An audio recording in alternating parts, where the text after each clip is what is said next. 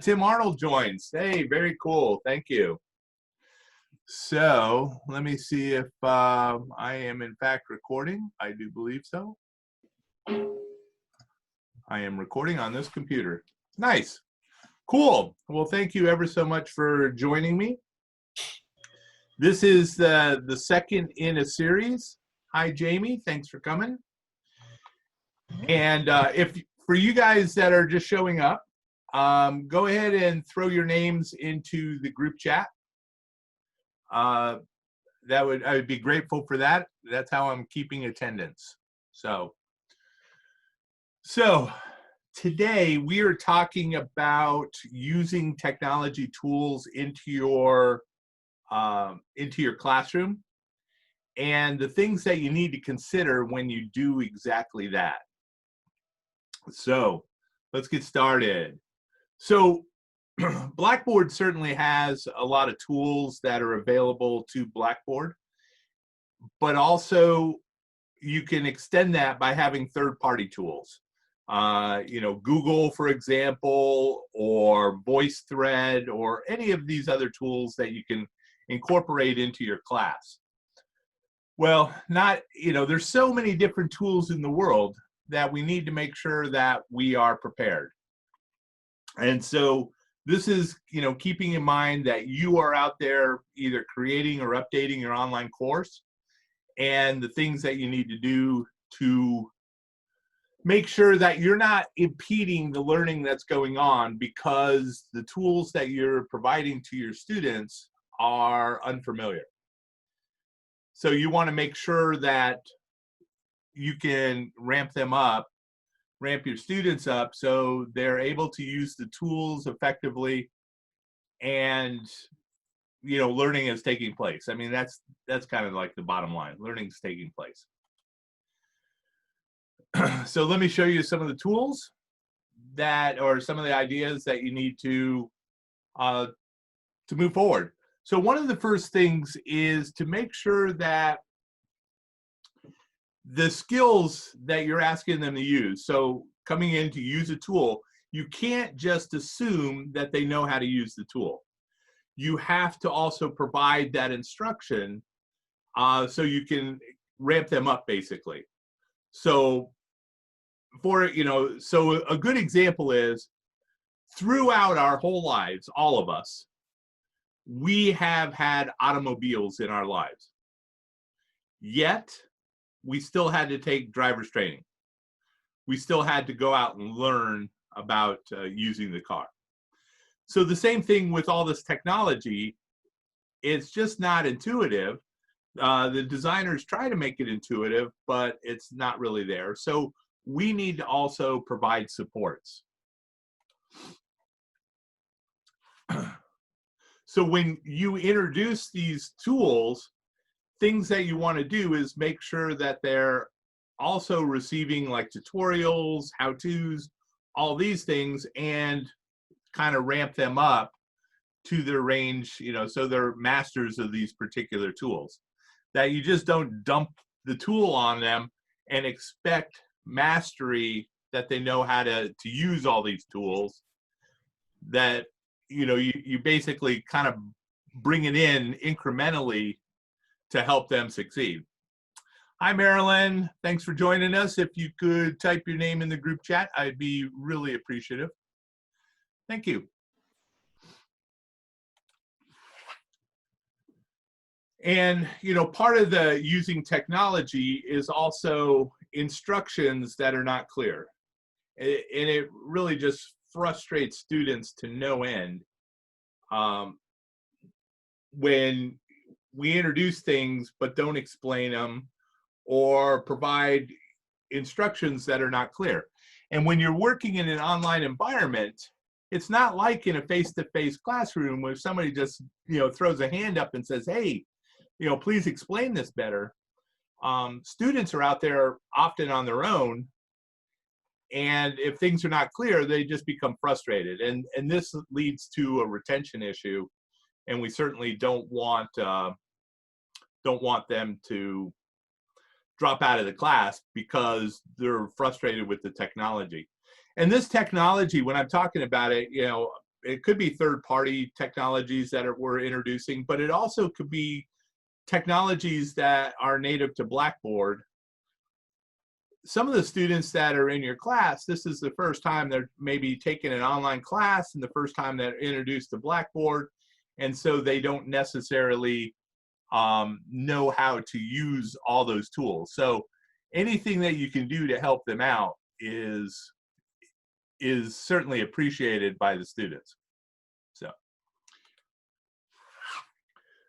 So somewhere in your class, somewhere, you know, I would say in those important instructions, you know, we talked about, if you were here last week, we talked about having a section in your course that is not necessarily content for your course, but, you know, important information, that you can put those instructions there and reference to them at different parts in your course. So if you're having a discussion and you may want to reference them on how to use a discussion and etiquette and all those things. So,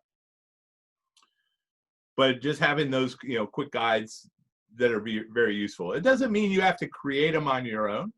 You don't have to go build everything by yourself. There's a lot of great resources out there that you could tap into.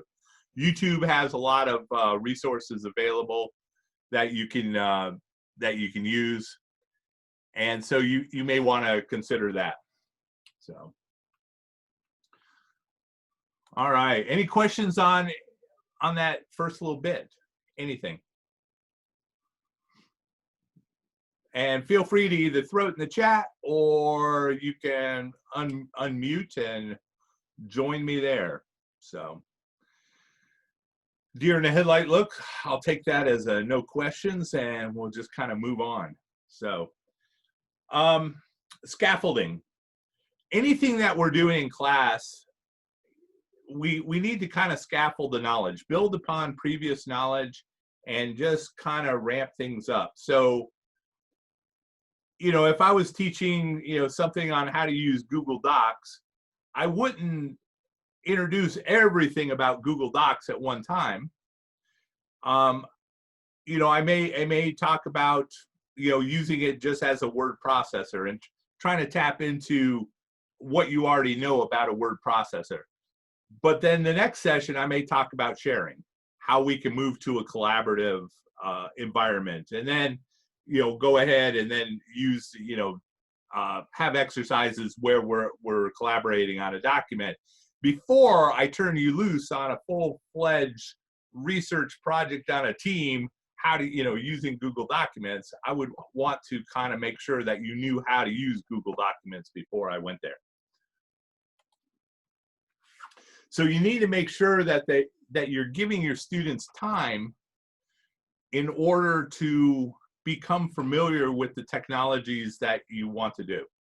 So having a practice quiz, for example, if you're using the quizzing tools, having a practice quiz that's low stakes, something maybe related to your syllabus, just so they know how to use a quizzing tool before you give them a real quiz in your class that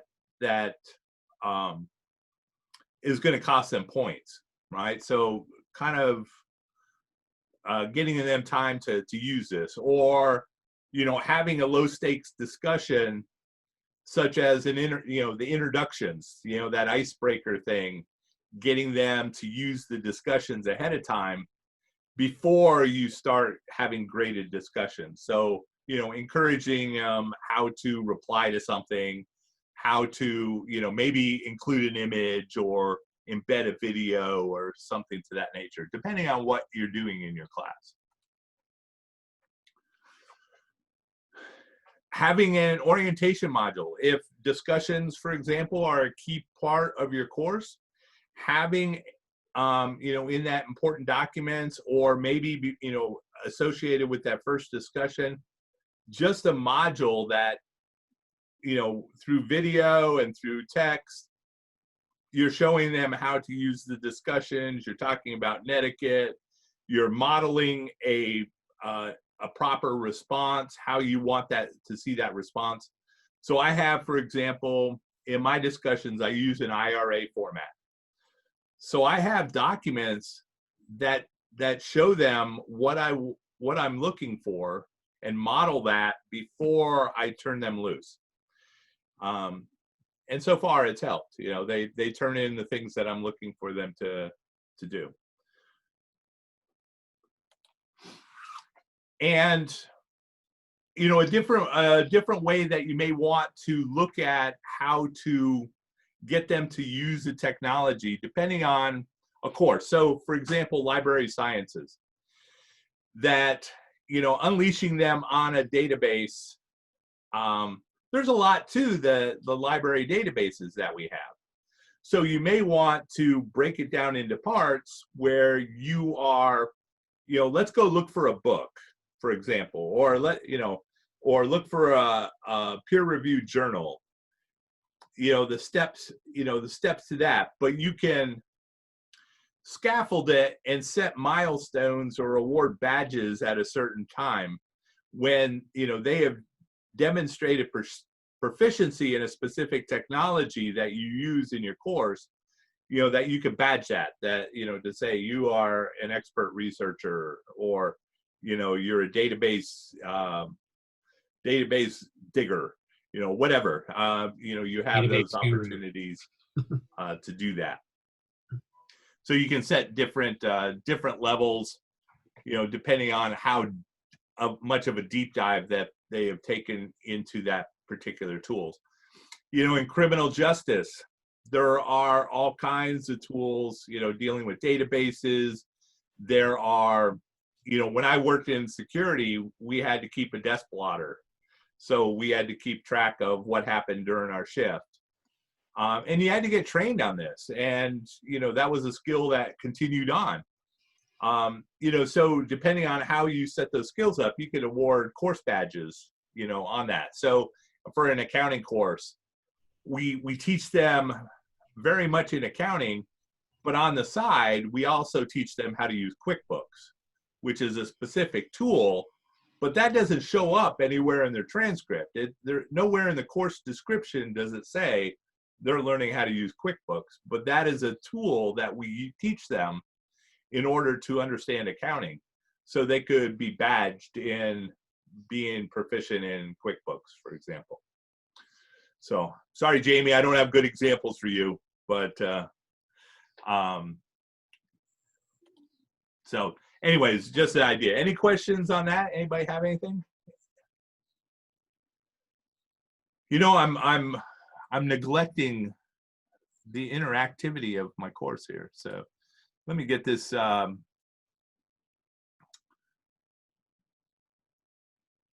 So let me just ask a couple of questions. They're not supposed to see all the questions at once. That's sad. All right, I'm going to end polling. I'm not going to do that because I messed up the polling. Never mind. Never mind. Never mind. Hey, but I will take in the chat. So based on what I'm talking about dealing with technology tools right now, you know, and you can see that last time I was proficient in that tool, this time I messed it up. So sad. So I need more practice. I'll do it next week. We'll get it down. But right now, thinking about your course, go ahead and in the chat, list some of the tools that you are using, would be using in support of your class. You know, what are some of the things, you know, in some of the activities that requires the use of technology that you would need a tool? Throw it in the chat. I'll give you a few seconds.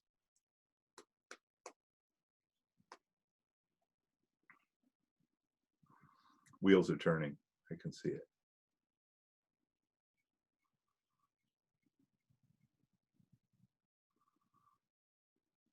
Journaling database, absolutely.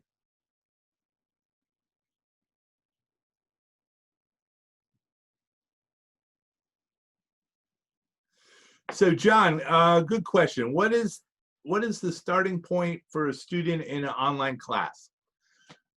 So the answer is, oh man, do they access Blackboard to get all the tools they discussed? Yes, when they access Blackboard, they get access to the tools that you provide them. So if you don't want them to do journaling, then you don't use a journaling tool. Okay, so they'll never see it. But in other courses, they may be required to do journaling or keep a blog or participate in a discussion. Now, we have an orientation, and in the template that we provide for the course, we have a link out to that orientation so they get to see all the different tools that are commonly used in Blackboard. But if you have a unique tool, so you know, so for example, like in English, that if you wanted them to use, there's some tools out there that will help with, you know, grammar and spelling, like Grammarly or Hemingway app or some of these things, then you would probably provide additional instruction to help them with that. So, but history, you know, it may deal with timeline tools that you want them to use, or, you know, other databases, criminal justice, you know, it may be a breathalyzer, it may be handcuffs, it may, you know, jail, you know, there's, you don't just like, here's a set of handcuffs, go practice on somebody, because you can really mess somebody up if you don't do handcuffs right. So, Blackboard, email, Starfit. Yeah, so email, for example, you know, making sure that students know to go into Gmail, you know, how to get there. You know, taking an online Spanish course. Yep, Teresa uses a lot of tools, and we've been working with her, hopefully providing these supports so you know how to use the tool and things like that. So, yeah, absolutely. Okay, so the tools that you are providing in your class, one of the things that you want to do is make sure that they can access these tools easily. But also, if you're not using a tool, hide the link from the students. Just provide the things that they absolutely need for their class. Now, you may have here's some suggested items. That is great. And there's certainly a place in your course for that. But if you're not using a tool, don't just keep it dangling on the menu, because it becomes a distractor and students are like, when are we going to use this? Just take it off. That's less things that you have to worry about in your course. So, like, you know, in this example, this is off of my my sandbox. You know, I just kind of, you know, as an example, put blue lines through the things that I want, and I just removed them.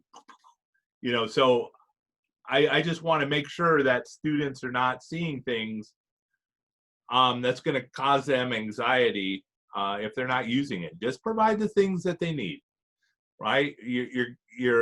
You're kind of mapping out a trail and leaving breadcrumbs. Here's where I want you to go, and you're guiding them through your course. So don't give them some road to go down that they don't need to be going down.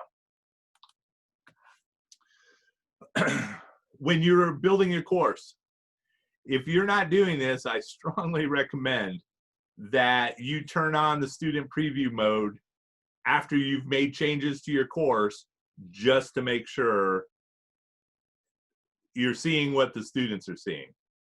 A lot of times, you know, we think we turn something on or turn something off, and then students are like, I can't find this, right? So this helps in that aspect, that you go in and you're seeing what your students are seeing.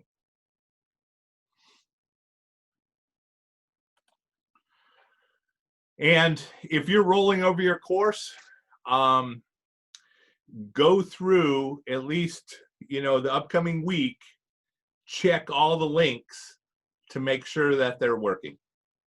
That doesn't mean sometime during the week that link suddenly stops working, because I've had that happen. But definitely every time you roll your course over, or you're opening up a new week or a new module, just go in and do a quick link check just to make sure everything is working the way that you want it to work. Right now I'm going through my email delivered courses, and it's sad to say I worked real hard on them, but I'm finding a lot of pages where the links that used to work are not working anymore. So I have to go back and fix those, so for other people taking the course.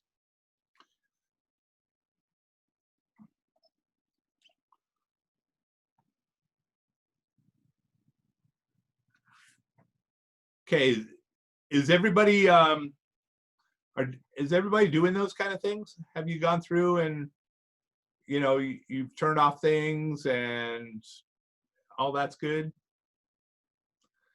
You check links and stuff like that? Okay. All right. So another thing that you should have in your course is links to privacy policy for your technology tools. Okay. So in the Blackboard template that we have this, right? We actually have basically links to all the tools that we are aware of. So as I do a course review, I'll find a new tool and I will put it on this list. But we have a link to that list, and I'll show you here in a second. Basically linking out to those privacy policies. And the reason that you want to do that is everybody deserves the right to know what information is being collected on them, and how that information is being used. And that is becoming more and more a prominent issue. People want to know what's being collected, how is it being used, are they going to be spammed after they give up their information, just those kind of things. So in the course information documents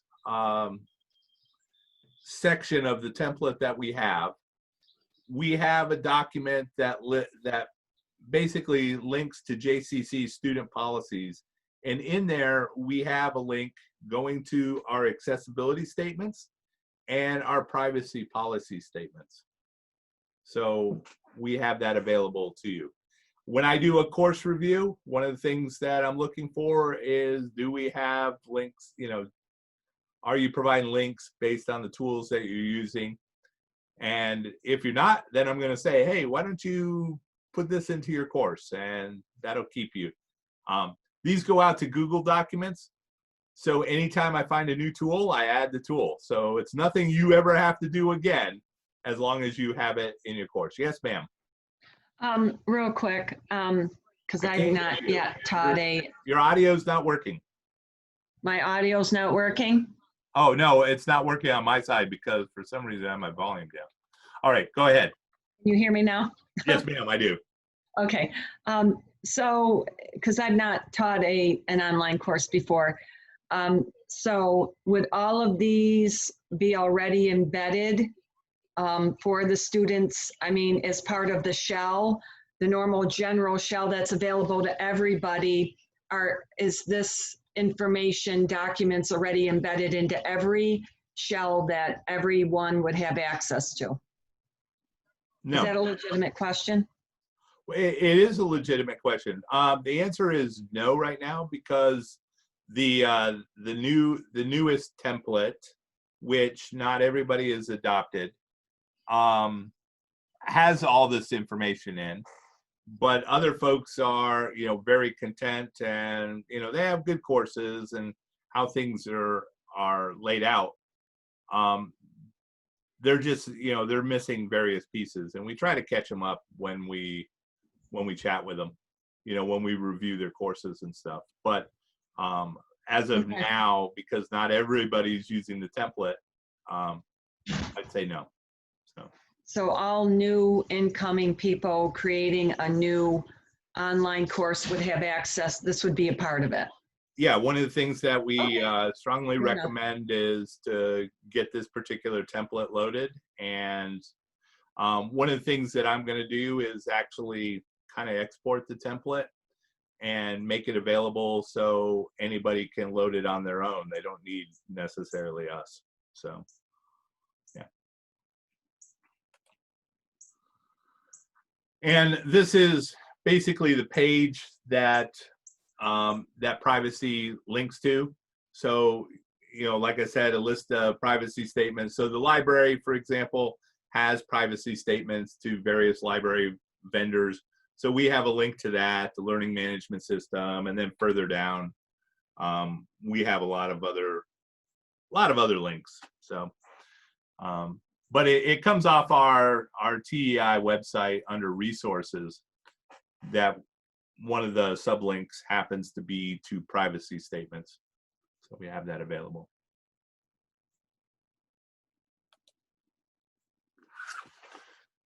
And the next topic happens to deal with technology tools to make sure that they meet accessibility standards. Hey, Stan, sorry, before you continue on. So like those privacy statements, like in most websites, or your phone, you get a little thing and everyone just clicks OK and nobody ever reads them. Is that kind of the setup we have in Blackboard, or is it just linked, like somebody has to go dig for it essentially? Yeah, I link out to those particular privacy statements. Okay, so they don't actually click on it and say, yes, I agree, or anything like that? No. No. Okay, all right, thanks. No, they're just made aware of what their privacy rights are for that particular piece of software. Good question. Good question. Making sure accessibility. So this is becoming more and more of an interesting conversation on campus, because we put a tool. SUNY has a tool on Blackboard called Ally. And Ally will let you know if your documents meet accessibility standards or not. The challenge is publishers, Pearson's and McGraw-Hill and all those folks, don't necessarily, the things that they're sharing, not all of it meets accessibility standards, okay? So that sometimes has become a little bit of a challenge. So, but, the same thing goes with tools. So if you're using VoiceThread, one of the things that you certainly want to know is, does it meet accessibility, right? Because if it's going to be a major part of your course, but yet a couple students can't use it, then you got to figure out a workaround. You have to figure out how to make it work for those particular students. And I think, Andrew, you had a student who was, blind or legally blind in a course, and you had to make accommodations around that student. And so the more that you can get this done up front, to retrofit a course is it's time consuming. It's a lot better to take the time and get everything done correctly right away than to have to go and undo your course, especially a part of your course where you become attached to it because you think it's great, but now a number of students are not able to use it, and therefore it becomes a point of frustration for everybody involved. But if we just had taken care of it up front, then we end up with a better course, right? Everybody can access the content that you want. So to make sure that those standards. So as it says, technology is considered accessible if users with disabilities can use it as well as users without. That's the bottom line, right? That we can watch a video if the closed captions are correct on it.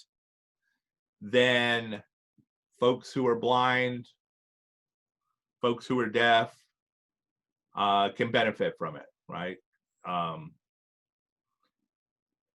So that's what you want to do, is kind of create that situation. So once again, we have a link to all the tools that I am aware of.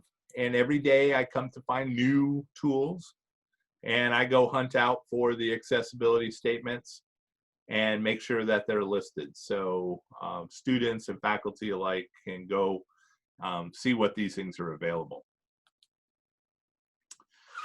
If you are not sure about, say a web-based resource, there's a great tool called WAVE, and it's at WebAIM, and you just drop your URL in there, and it will come back with a report letting you know what accessibility looks like. So useful tools. And I'm going to probably the last 4 weeks of this series, which will probably happen the end of July, end of August. I'm going to be focusing really on accessibility and talking about that and how to fix those issues. So come join me then, and we can take a look at it, because there's a lot of things you won't believe. After I show you some of the stuff we're doing, you're going to look at your own personal habits and how you do things and go on, really? I didn't know that. And oh, that's so easy. I could have just done it that way. And it will absolutely blow your mind on the way that if we just changed our behavior and how we created certain documents, it'd make life so much easier. So, well, Andrew, you come in towards the end of this thing, actually. So here is a link to the presentation, and whoops.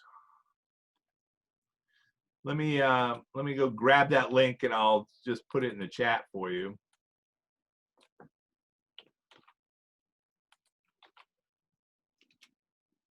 Yeah, better late than never. You're right. So there is a link to this particular document, and basically, it kind of outlines the standards and, provides a lot of additional thoughts on how the things that you should be doing to get it more right. And for those that missed it last week, I will put a link in to those standards, so that way if you want to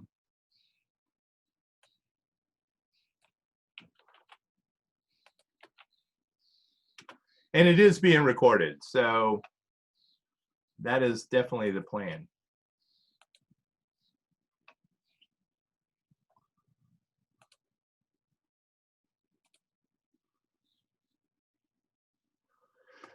Yeah, so yeah, we're coming to the end. So just kind of a reminder that any of the software, any of the tools that you add into your course, make sure that you provide good supports. This is very much in line with Universal Design for Learning, supports and choice, but really supports in this case. Point them to the tutorials, how-tos, anything that will help them learn how to use the software a little easier. Give them time, but also kind of scaffold the learning. So if this is going to be a prominent piece of your course, you're teaching them how to use the software, just don't dump the software on them and say, here, figure it out. Actually kind of step them through this, build upon their knowledge until they're confident in how they use those particular technologies. If you're not using a tool, just get rid of the link. Hide the link, get rid of the link. Just get it out of the student's viewpoint, so you don't have that available to them. And then any tools that you do, all right, yeah, let me get back to that, John. We'll address that in a second. So making sure that you have links to your privacy policies, and then also make links to your accessibility standards. So questions, and I'll take John's questions. Do you have an example for a day-to-day or a week-by-week course outline of assignments for an online course. Okay. You want to add to that, John? You can unmute and come join us as I pull up a Blackboard site. So what would you like to know? Well, if I was a student this fall taking an online course, do you plan out the entire semester of tentatively what you're trying to accomplish day by day or week by week with assignments? 'Cause Yes, I do that. yes, absolutely. Ideally, so this is Oh, there very you go. much in line with what's called backward design. And let me show you, I'm doing an audit for a course.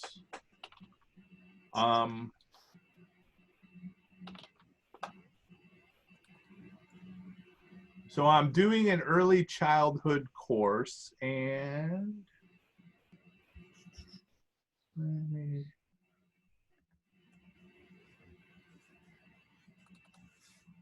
think this is it.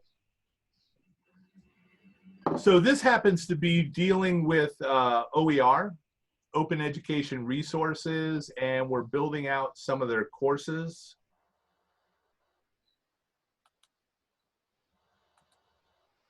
And I opened the wrong document. I'll get there.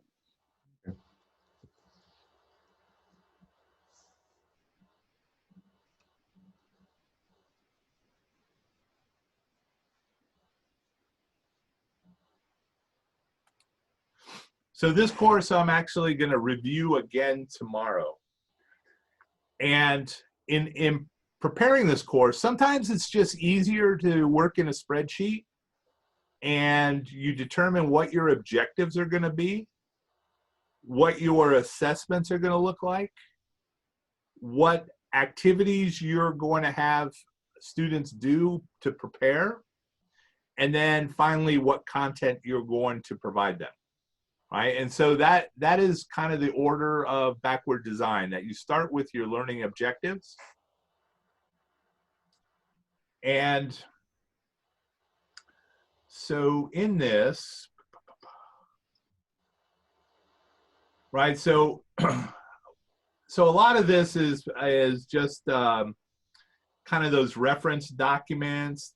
And so I have those listed up at the top. But now we get into module 1. And let me just kind of beef this up a little bit for you. So so they broke it down. Module 1, here's the learning objectives. This is what we want them to do. What their assessment is going to be. So they have, you know, an icebreaker. They have some placement forms, things like that. Those are activities that they want them to do, and then also a syllabus quiz. And here's the links where they go. And then, you know, because it's OER, I'm doing a license audit. And then any other notes that, you know, I happen to add as I was reviewing this. So recommending that they share it publicly and convert the licenses and things like that. So, but basically, you know, in your module, just really breaking it down. So, you know, you can do it in a spreadsheet, you can do it in an outline, but think about, what am I going to cover in this part of the course? How am I going to assess that? You know, so at the end of it, what do I expect them to know or be able to do? And how am I going to have them practice that? So that those things should be aligned with those objectives. And then finally, content to help, you know, explain and flesh it out and, you know, get them to, you know, content. So your lecture or whatever it is. And so this module would be, in their case, week 1. Then week 2 comes up, and this is what they got planned for week 2. And week 3 and week 4, and all the way down to week 16, I think, 15. So.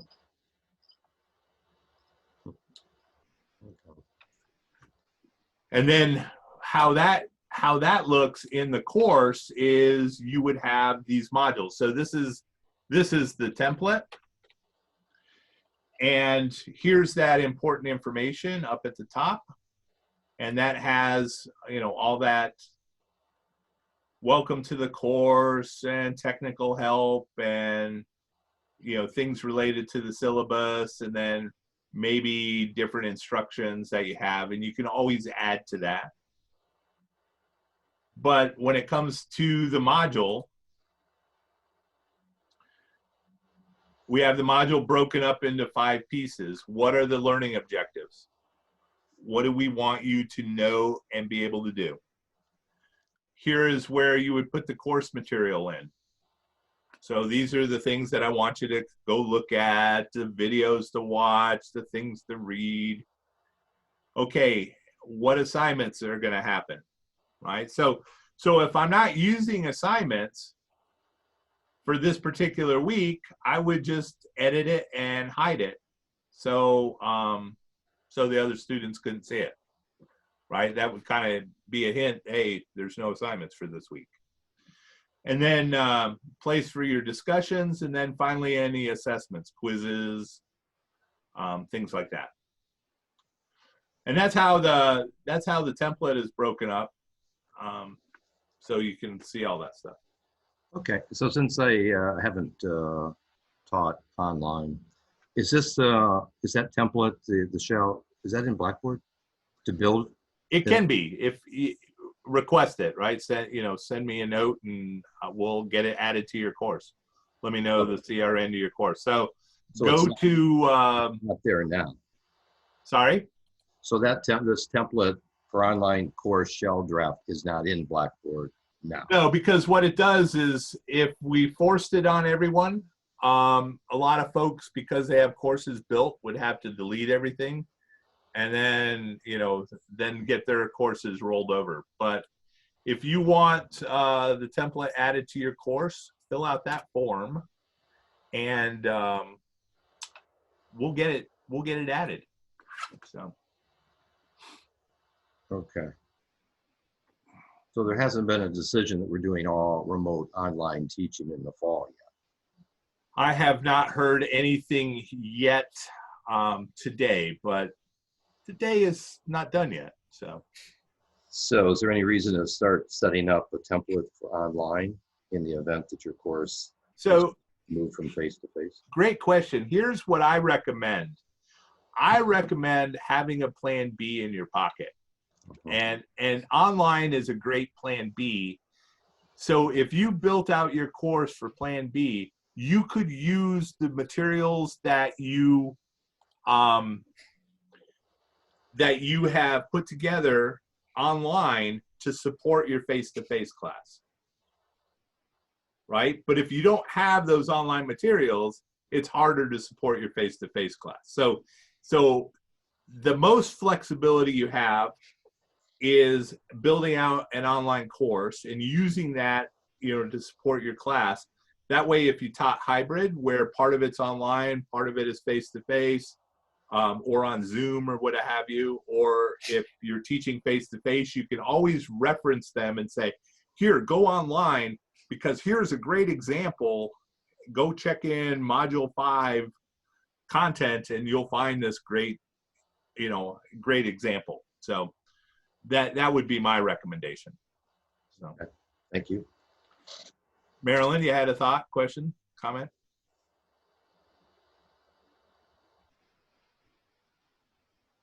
Trying to find my cursor to unmute.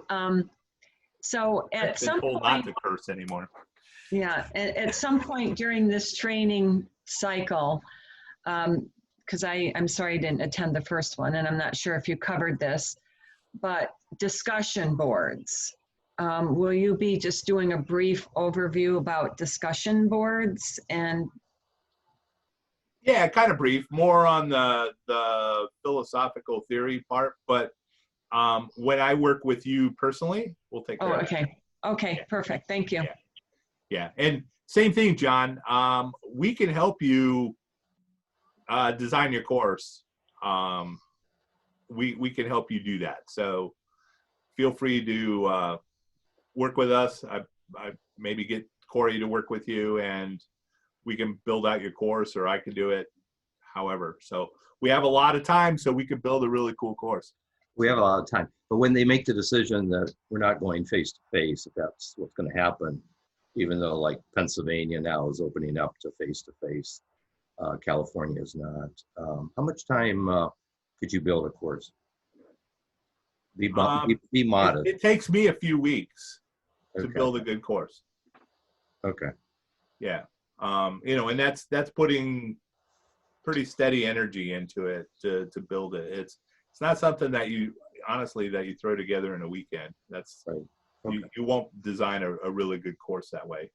You want to take time and you know, like I said, start with your objectives. What do you want them to know, and hone into those objectives, and then, you know, do this thing of backward design. How am I going to assess that you know this? You know, there's a lot of variables that come into that. So, Okay. Thank you. sure. So, anybody else? Any other questions? No. Actually, Stan, I noticed on your template that you had a separate link for welcome to the course instead of it being included in the important information section. For my course? Mm-hmm. Yeah, Yeah, the one that you showed, you had the special link for welcome to the course. Is that something I can do on my own, or would I email you about that? I mean, we probably could get together so I could show you how I did it. You know, Okay. it's basically creating a page, you know, that you create a page called welcome, right? And, you know, kind of make it look the way you want. And then you're going to go into your course design, customization, teaching style. And one of the pieces is what your entry point is going to be. So you can change that to the specially created page that you created. So, clear as mud? Yes. Thank you. All righty. Well, folks, if there's nothing else, I will let you get back to your day. So, but make sure that you put your name in the chat, because that's how I'm taking attendance. So if you haven't at least commented at least once in the chat, or threw your name in, I'd be grateful. So Thanks, Dan. you're welcome. And those two links that I shared out with you, that will, oh wait, I shared the same link twice. Hold on, let me get that other link.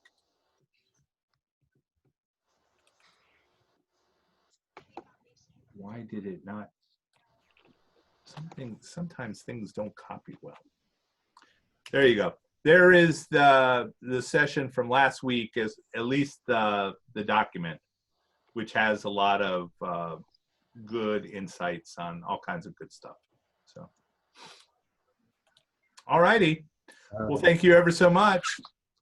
If there's no other questions, I'm going to let you go. I'm going to stop recording. I am going to save the chat.